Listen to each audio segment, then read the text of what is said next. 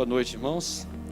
É imensa a minha satisfação estar aqui novamente, agora em especial no novo aniversário aqui por parte da igreja.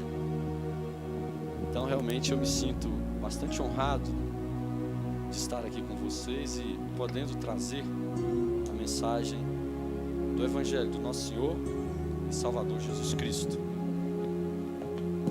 Os tesouros do Evangelho do nosso Senhor e Salvador Jesus Cristo. Isso nós fazemos, irmãos, com muita alegria. Primeiro porque toda vez que nós pregamos o Evangelho, há emanação de poder. Não existe pregação do Evangelho, exposição da Bíblia sem que haja ao mesmo tempo emanação de poder. O Senhor Jesus, certa feita, foi abordado pelos saduceus, que era uma seita dos judeus que não criam na ressurreição dos mortos, na vida eterna e também em anjos. E os saduceus, a fim de pegá-lo numa armadilha, lhe fizeram a seguinte pergunta: Senhor, uma mulher foi desposando vários homens, e pela lei de Moisés, pela lei mosaica, quando um irmão morre, o outro irmão tem que se casar com a viúva. E assim foi com 7 irmãos. E agora, no céu, com quem ela vai estar? O Senhor então lhe respondeu dizendo o seguinte: errais, não conhecendo as Escrituras e o que? O poder de Deus. Portanto, irmãos, não existe explanação da Bíblia, pregação do Evangelho sem poder de Deus. É por isso que nós estamos aqui. Dr. Lloyd Jones, um autor que eu muito leio, ele conta vários episódios em que as pessoas tiveram seu rumo mudado por esse poder que eu acabei de mencionar. Ele conta, como exemplo, a história de um casal que estava fazendo missões na Grécia. E esse casal estava sendo muito perseguido na sua obra missionária, no seu ministério ali em terras gregas, a ponto de, não raro, no seu quintal eles encontrarem animais mortos com colares, com cordões no pescoço, contendo os seguintes dizeres: vocês serão os próximos. Então estavam eles ali, oprimidos, mas pregando a palavra de Deus. Mas com o passar do tempo, eles entenderam que não haviam colhido fruto daquele trabalho e resolveram desertar daquele trabalho, voltar para os Estados Unidos, e assim eles fizeram. Desanimados com aquele trabalho que eles constituíram ali na Grécia. Contudo, quando eles estavam voltando para a América, eles fizeram uma pequena passagem na cidade de Londres. E lá estava o Dr. Martyn Lloyd-Jones, que era um médico que abandonou a medicina para se dedicar ao pastorado. E quando aquele casal para na cidade de Londres, porque havia uma escala, o avião teria de parar por ali, eles vão à capela de Westminster, ouvir o Dr. Lloyd-Jones. Coincidentemente, no centro de Londres, lá estava um homem falando do valor de ser um arauto do Evangelho, um pregador do Evangelho, a despeito dos desafios que se nos apresentam dia após dia. E aquele casal, ouvindo o Dr. Lloyd-Jones pregar, já com a sua decisão tomada de deixar tudo na Grécia e ir para os Estados Unidos, aquele casal se rendeu ao chamado de Cristo, pegou as malinhas e voltou para a Grécia. Por quê? Porque o poder de Deus trabalha dessa natureza, dessa forma, muitas vezes mudando horizontes, perspectivas, rumos, decisões até, para que nós possamos de fato cumprir a vontade do Pai. Foi isso que aconteceu com esse casal. É nessa expectativa, irmãos, de que a palavra não volta vazia, sempre que ela é pregada, há a presença do poder no nosso meio, que eu convido aos irmãos para que juntos abramos as nossas Bíblias no livro do profeta Isaías, capítulo 45, Isaías 45, verso 22. Isaías 45, versículo 22. Um verso apenas, mas muito importante. Eu gostaria que a congregação lesse junto comigo. Isaías 45, 22. Diz o seguinte, esse trecho das Escrituras: olhai para mim e sede salvos, vós todos os limites da terra, porque eu sou Deus e não há outro. Há outra tradução que diz o seguinte: olhai para mim, sede salvos, vós todos os confins da terra, porque eu sou Deus e não há outro. Vamos orar? Senhor Deus, o Senhor é o sumo sacerdote da nossa alma, nosso alto refúgio, consolo, conforto, sempre presente nas tribulações, Alfa, Ômega, primícia dos que dormem, força motriz da nossa existência, escudo, fortaleza, castelo forte, torre de vigia, nosso bom pastor, que nos guarda do mal, que nos dá força, Senhor, para palmilharmos o caminho da fé. Nós queremos dizer, Senhor, que toda honra, toda glória são devidas só a Ti. Convém que o Senhor cresça e nós diminuamos, como disse João Batista. Não a nós, Senhor, não a nós, mas ao Teu reino da glória, ao Teu nome da glória. Portanto, Senhor, em atitude de completa humilhação, humildade, reconhecendo a nossa pequenez, nós queremos que o Senhor se manifeste aqui no nosso meio. Que a Tua voz seja ouvida de forma cristalina e clara, Senhor, de tal maneira que nós possamos mudar as nossas expectativas muitas vezes, os nossos nortes, as nossas direções, os nossos horizontes, por força, Senhor, da Tua voz, da voz do Teu Espírito, que sussurra muitas vezes através da Tua santa palavra. Como disse o profeta Jeremias, a Tua palavra é qual fogo e martelo que esmiuça a pedra. Fogo, Senhor, para aquecer os corações desanimados, e martelo para esmiuçar os corações estarrecidos ou endurecidos que não querem lhe dar ouvidos. Venha, Senhor, romper as barreiras. Venha, Senhor, tirar as escamas dos olhos, de tal forma que nós possamos enxergar o Teu Filho pairando, passando por aqui, e nos constrangendo a uma vida nova, de mais santidade, mais poder. Tem misericórdia de nós, Senhor. Faze isso por amor do Teu santo nome. Faze isso. Opera, Senhor, no nosso meio, com poder e com graça e com misericórdia. Ó Pai, e agora? Uma vez mais eu me coloco nas Tuas mãos. Eu sei que, como disse o salmista, quem é o homem, Senhor, para que dele te lembres? Ou o filho do homem, para que Tu o visites? Quem somos nós, Senhor, para que o Senhor se designe a nos visitar? Mas humildemente nós sabemos que há essa promessa. Não há nada em nós que atraia a atenção do Senhor para conosco, a não ser o manto de justiça que foi colocado sobre nós pelo Teu Filho amado Cristo Jesus.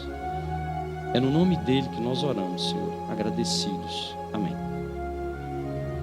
Irmãos, é um verso apenas, mas um verso muito importante, porque através desse verso houve uma divisão de águas na história do Evangelho. Em 1850, surgia um grande pregador na Inglaterra, um menino que há cerca de 150, 200 anos nasceu, foi criado num lar evangélico, cresceu ouvindo seus avós e o seu pai e a sua mãe falarem das coisas celestiais. Este menino, quando chegou na idade dos 15 anos, se vê agora em conflito, em apuro, não sentia a paz própria do cristão, não sentia o conforto na alma, não havia se apossado do fato que o Redentor por nós se entregou a fim de que nós tenhamos paz com Deus. E este menino estava ali 6 meses agonizando, indo em vários locais de adoração a fim de encontrar essa paz que ele conhecia de ouvir falar, mas ainda não tinha experimentado. Estava ele lá, ora numa igreja, ora em outra igreja, e com 15 anos, em 1850, ele indo para a congregação,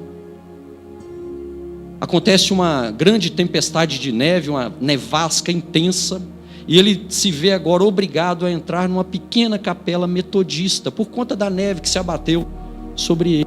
E ele se abriga naquela pequena capela. Poucas pessoas existiam ali, talvez 15 pessoas. E o pastor demorou a chegar por conta da nevasca, da tempestade de neve. E naquele momento, um simples alfaiate, ou um sapateiro talvez, assume o púlpito. Já que o pastor titular não havia chegado, o sapateiro, humilde, pouco instruído, assume o púlpito e faz bradar exatamente essas palavras: olhai para mim e sede salvos vós, todos os limites da terra, porque eu sou Deus e não há outro. E lá estava ao fundo aquele adolescente, Charles Spurgeon. E Spurgeon então começou a ouvir aquele pregador que não tinha muita experiência na arte de pregar, um mero sapateiro, não fazer outra coisa senão repetir essas palavras: olhai para mim, não olhai para vós mesmos, em quem não há salvação. Olhai para mim suando grandes gotas de sangue no Getsemane. Olhai para mim, não olhai para vós mesmos, olhai para mim sendo morto, pendurado numa cruz. Olhai para mim, olhai para mim sendo ressuscitado. Olhai para mim à direita de Deus, glorificado. Não é preciso ter conhecimento, estudar numa escola importante, basta olhar. Não é necessário levantar a mão, levantar o pé, não é necessário pagar sequer uma libra, um centavo. Olhai para mim.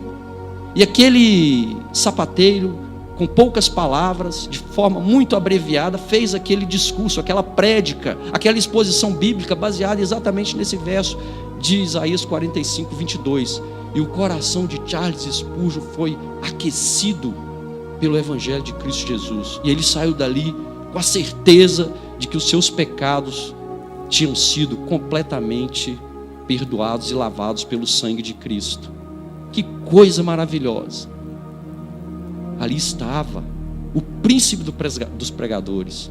Charles Spurgeon foi apelidado de o príncipe, o primeiro dos pregadores de todos os tempos. Por quê? Porque sua pregação era extremamente poderosa. Mas tudo começou numa pequena capela, a partir de um sapateiro de pouco conhecimento, que não tinha muita habilidade na arte de pregar. Mas Deus age exatamente dessa maneira. Ele opera dessa maneira. Não depende de quem quer ou de quem corre, diz a palavra de Paulo aos Romanos, mas de Deus usar a sua misericórdia. E foi assim que aconteceu com Charles Spurgeon. E este homem deixou um legado preciosíssimo para toda a história da igreja do século XIX. Que coisa maravilhosa! Da união de Isaac e Rebeca nasceram 2 filhos, Esaú e Jacó. Com o passar do tempo, nós sabemos que Jacó teve o seu nome mudado para Israel e Esaú teve o seu nome também mudado para Edom. E num segundo momento, o povo de Israel foi aprisionado no Egito, lá permanecendo por cerca de 400 anos, sob o jugo dos egípcios. E Deus então levanta Moisés para redimir o povo, para retirar o povo da escravidão. E Moisés passa pelo Mar Vermelho, conduz o povo rumo a Canaã, a terra da promessa. Mas quando o povo chega à cidade de Cádiz, segundo Números 21, quando o povo ganha a cidade de Cádiz, nas imediações da terra da promessa, da terra de Canaã, eles se defrontam agora com o povo do seu irmão Esaú, que agora passa a se chamar Edom, os edomitas. E Moisés então, o povo já cansado, o povo já exausto, depois de passar por vários anos pelo deserto, pede passagem ao seu irmão para acessar a terra da promessa. E manda signatários, manda emissários, melhor dizendo, para consultar o rei de Edom, lhe dizendo o seguinte: Edom, nós somos os seus irmãos, somos o povo de Israel, nós estamos aqui querendo passar pela sua propriedade, pelas suas terras, Edom.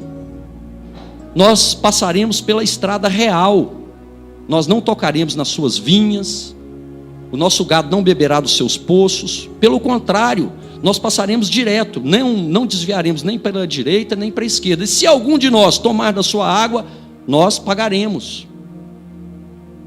E era de se esperar que o irmão de Israel, Edom, Esaú, permitisse que que o povo passasse, o que ele não fez. Ele se postou à entrada do seu território, dizendo o seguinte: não, por aqui vocês não passam. Se passarem, nós enfrentaremos vocês à espada.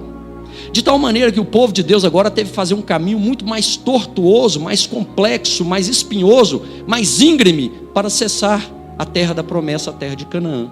E à medida que o povo passava por esse caminho difícil, o povo se pôs a lamentar, se rebelou contra o seu Deus.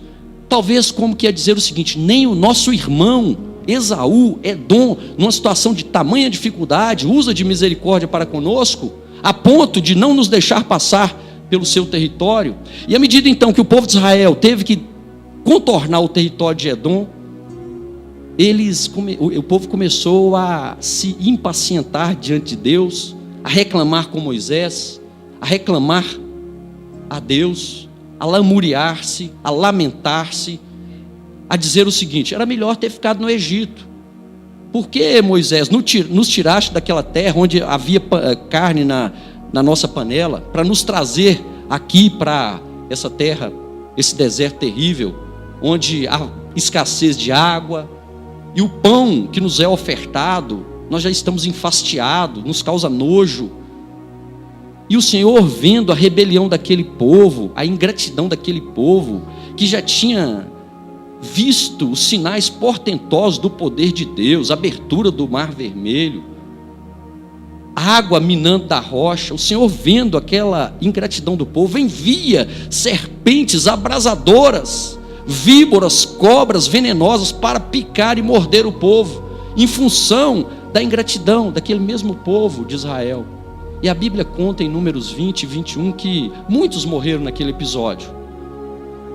E agora o povo estava quebrantado, moído por aquela situação, e roga a Moisés: Moisés, interceda junto a Deus para que ele afugente de nós essas serpentes, porque muitos já morreram e essas serpentes são deveras venenosas. Há historiadores que dizem que essas serpentes eram do tipo voadoras, que cravavam os dentes nos pescoços das pessoas para injetar a peçonha ou veneno. Extremamente venenosas, peçonhentas. E Moisés atende então o pedido do povo, ora a Deus, coloca a causa diante de Deus, ao que o Senhor lhe responde dizendo: então Moisés, você vai fazer o seguinte: constrói uma serpente de bronze, hasteia essa serpente, coloque essa serpente num poste, numa haste, de tal maneira que todo aquele, do menor ao maior, que for picado por uma dessas serpentes venenosas, basta que ele olhe para a serpente de bronze e será automaticamente curado. E foi isso que Moisés fez. E nós sabemos bem da história. Bastava olhar para aquela serpente de bronze e ser curado. Que coisa maravilhosa, meus irmãos. Apesar, muitas vezes, da dureza do nosso coração, da falta de gratidão, da rebelião que nós temos para com o nosso Deus, da nossa falta de obediência, mas lá está o nosso Pai, o mesmo que manda a dificuldade, a serpente nos traz uma forma de trazer também a cura. O mesmo que faz a ferida, traz a cura num segundo momento.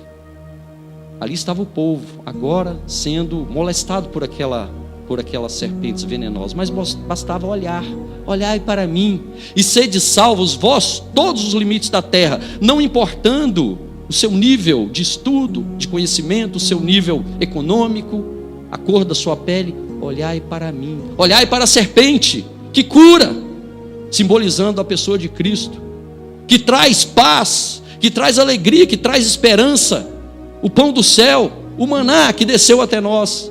Mas olhai para Ele na cruz, porque ali na cruz foi a sua obra suprema de perdão dos nossos pecados, para que nós hoje pudéssemos ter acesso franco, livre ao nosso Pai, a Deus. Olhai para Ele. Talvez a serpente do desassossego, da ansiedade, do desespero tenha picado você, e você entrou aqui hoje à noite moído. Mas hoje a oferta é simples, não é necessário ter 1 centavo apenas, não é necessário levantar a mão, não é necessário ter um curso qualquer, basta olhar para Ele e ser curado, como aconteceu com o povo no deserto. Certo fariseu importante procurou o Senhor Jesus em Jerusalém por ocasião da festa da Páscoa. O nome dele é Nicodemos. era um homem também picado, envenenado pelo pecado. Embora fosse um religioso, ainda não gozava da paz com Deus.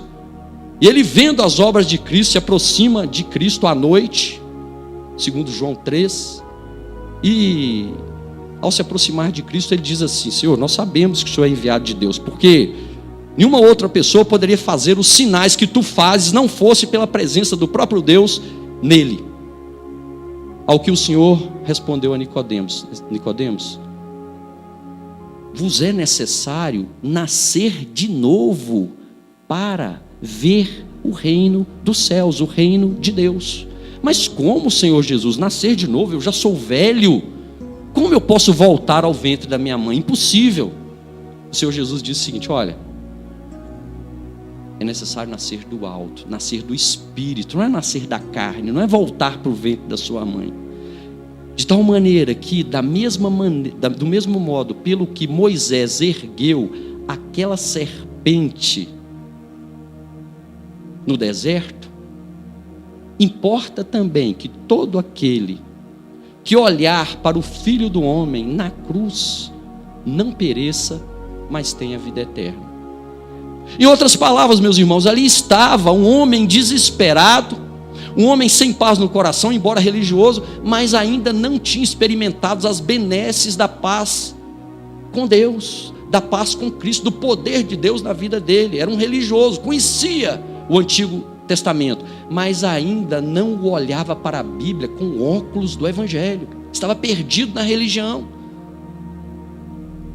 E Deus então faz essa colocação para ele: olha para mim, olha na cruz, ali foi a minha obra principal, para que você pudesse sair da religião e ter acesso aberto, acesso livre, com ousadia ao Santo dos Santos.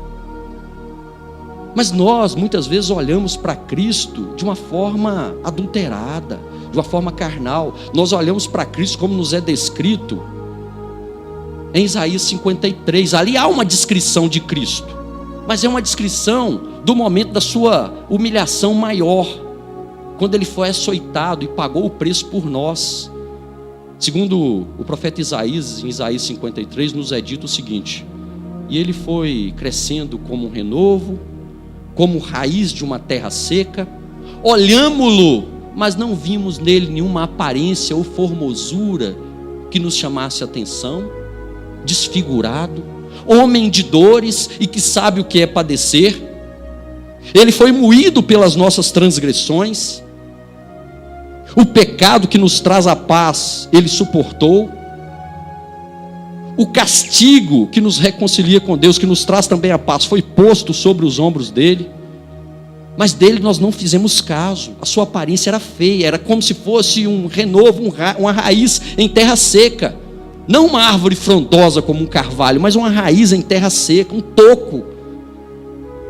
Estava ele ali sendo esbofeteado pelos soldados romanos, desfigurado, semblante feio. Nós podemos olhar para Cristo nessa perspectiva humana.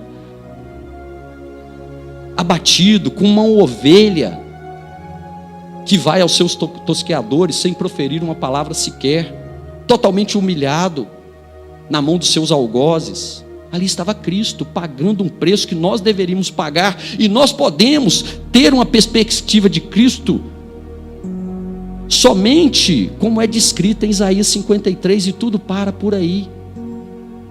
Uma perspectiva humana que alguns filmes até procuram retratar. Mas, irmãos, o próprio Isaías também nos dá uma outra visão de Cristo, uma visão espiritual, grandiosa, majestosa. Segundo ele, no capítulo 9, verso 6, nos é dito o seguinte: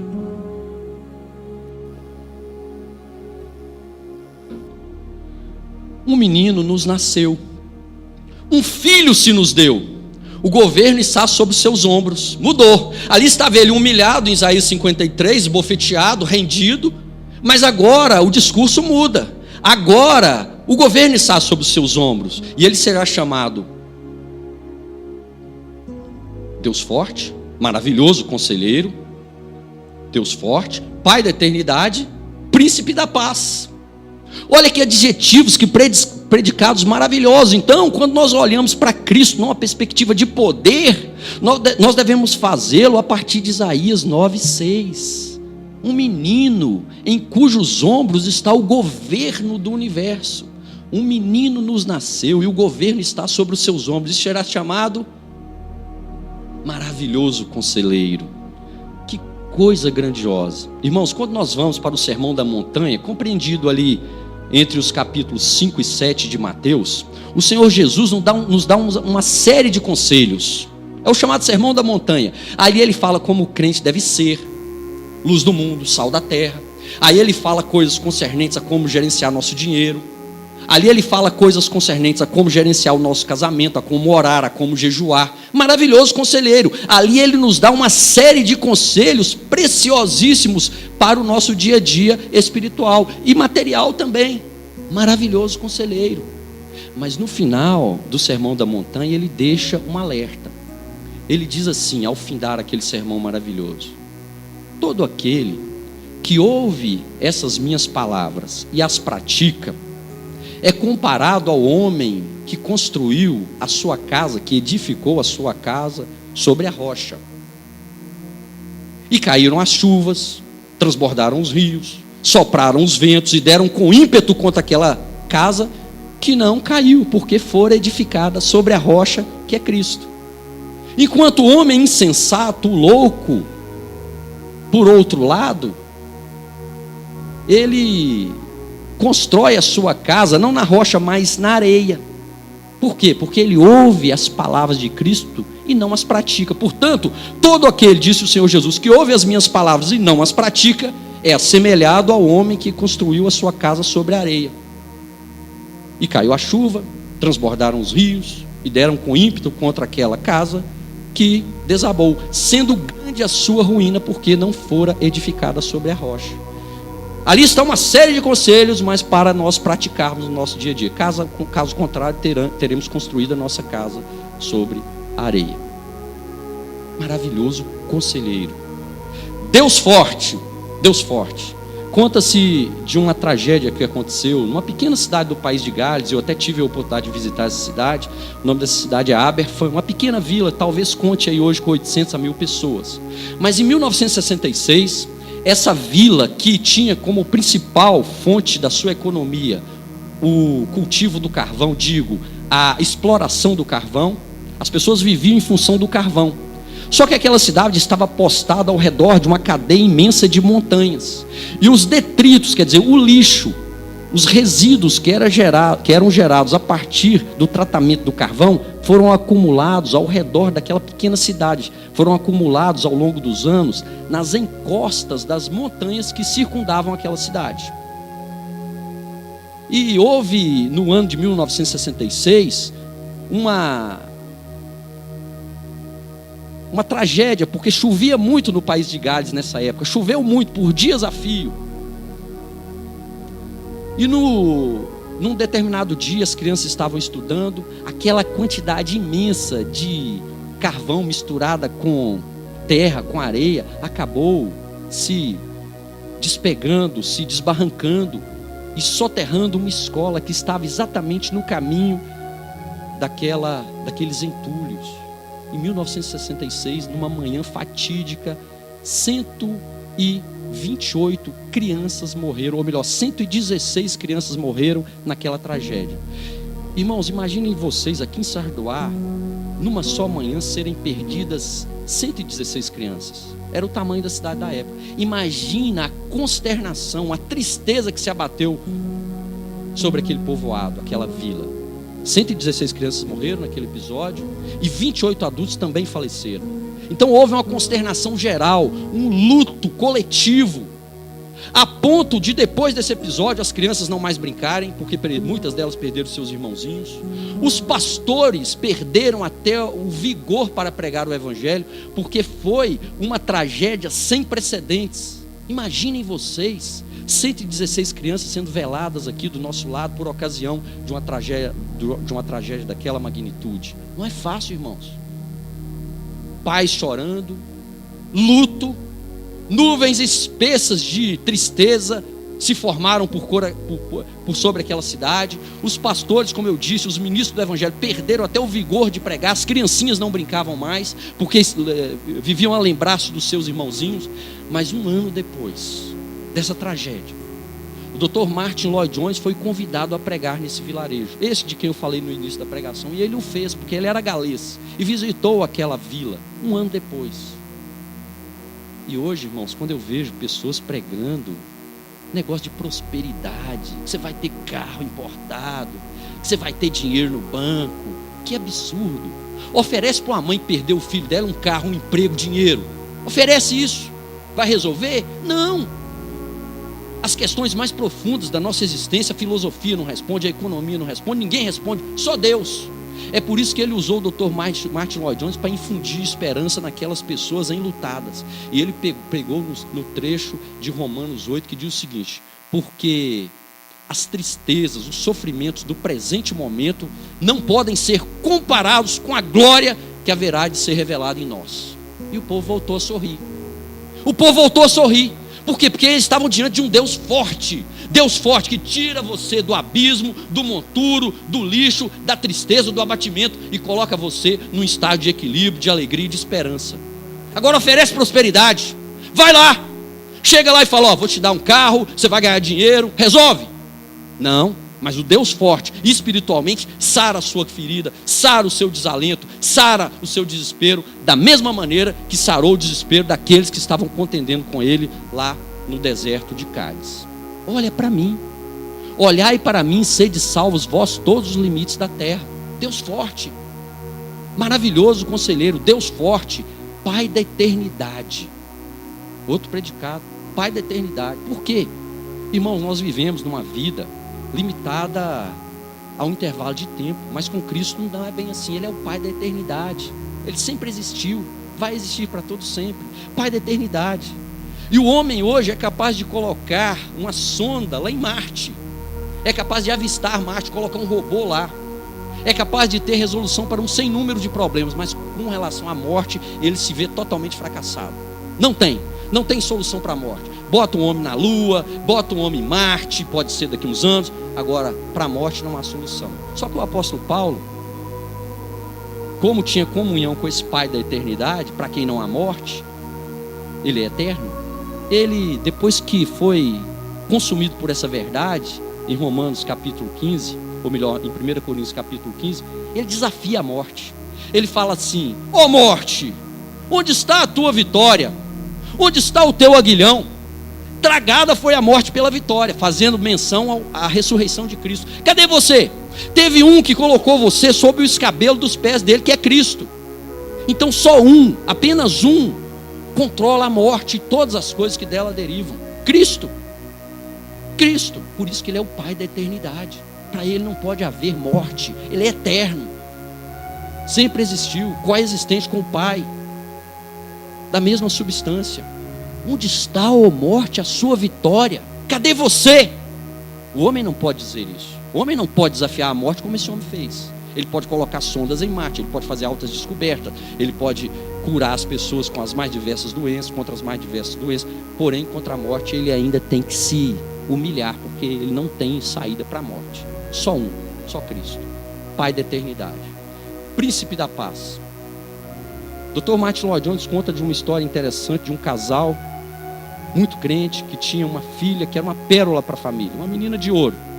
Mas aquela menina tinha dons para o ministério, para missões. E aquela menina chega aos seus pais, que eram muito crentes, e pede a eles para fazer missão no Oriente. E para lá ela vai e começa a pregar o evangelho lá no Oriente, muito distante.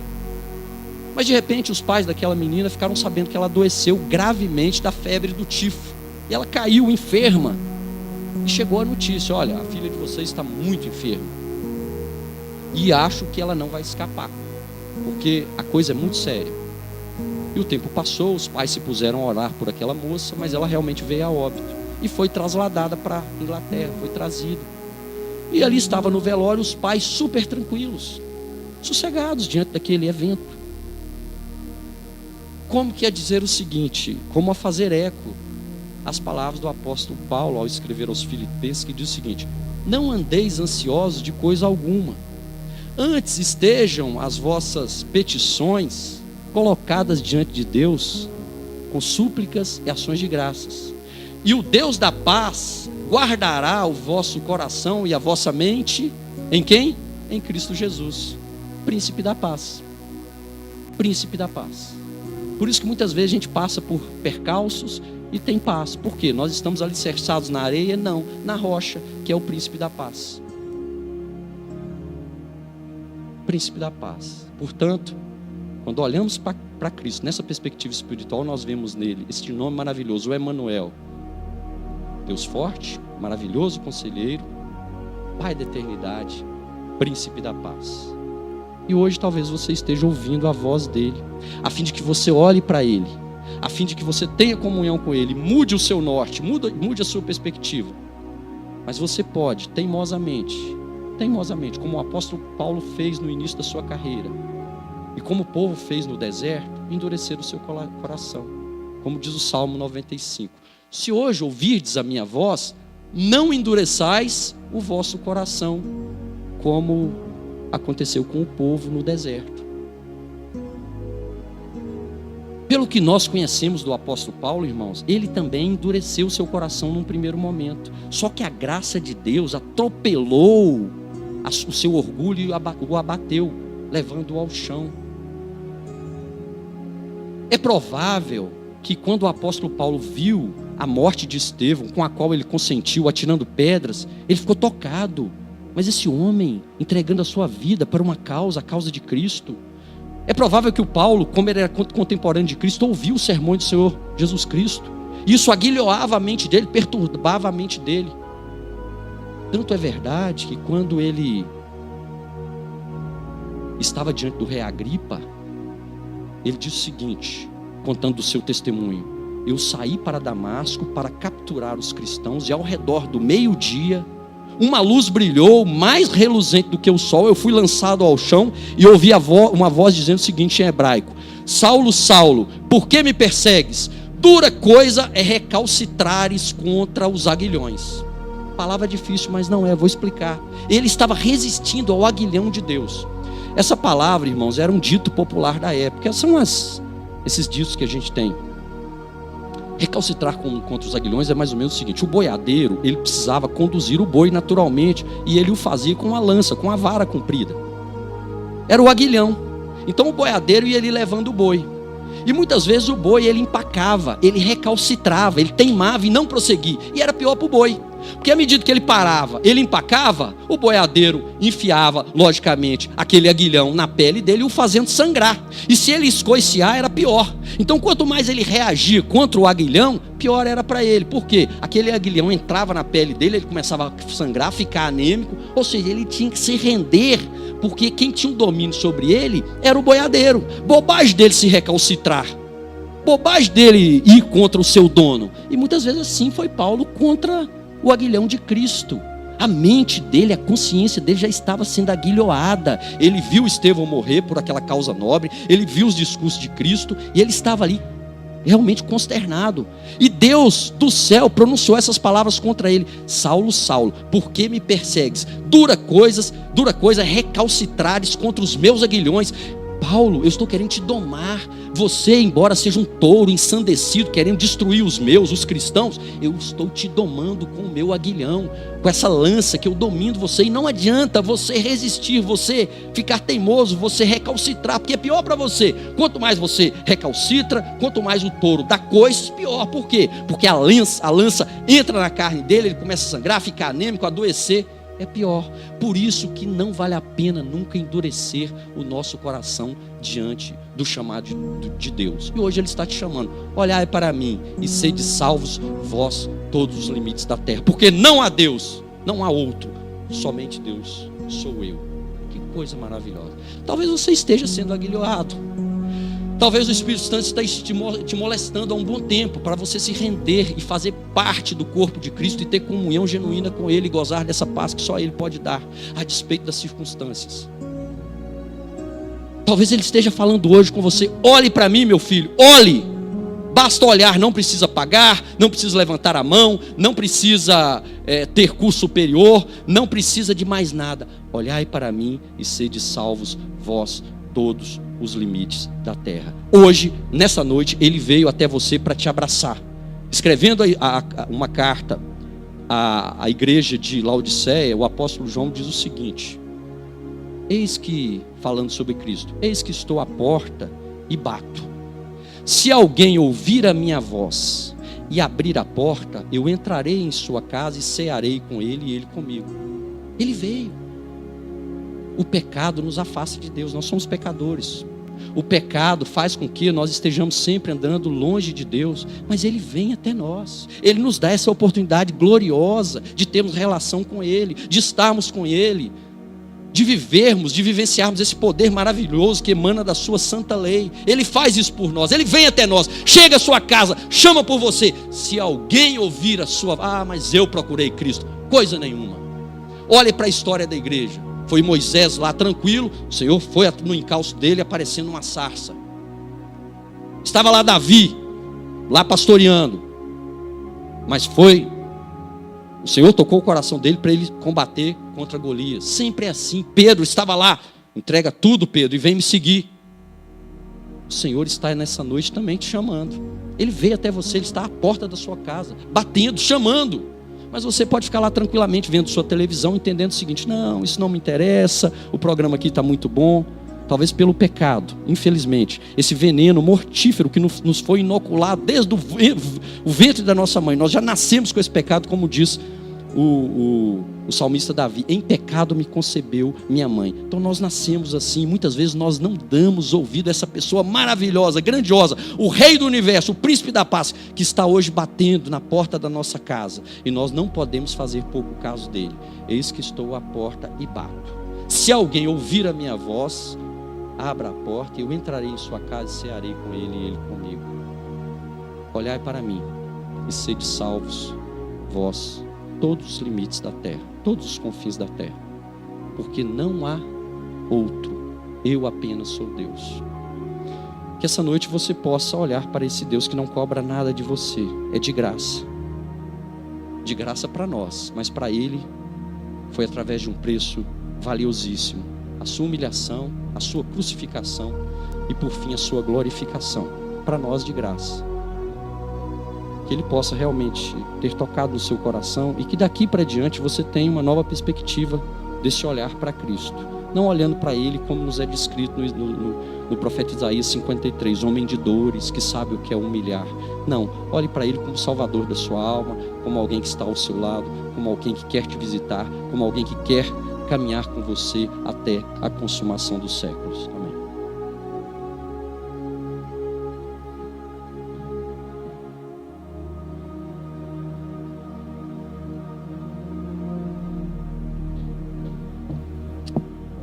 Graças a Deus, o Senhor nos resgatou, nos deu vida.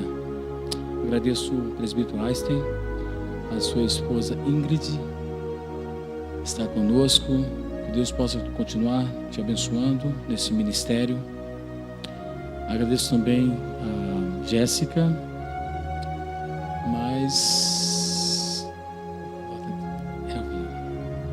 Deus abençoa. Outros irmãos que estão nos visitando, Deus abençoa você. Continua vindo. Você que é daqui da redondeza, aqui da cidade,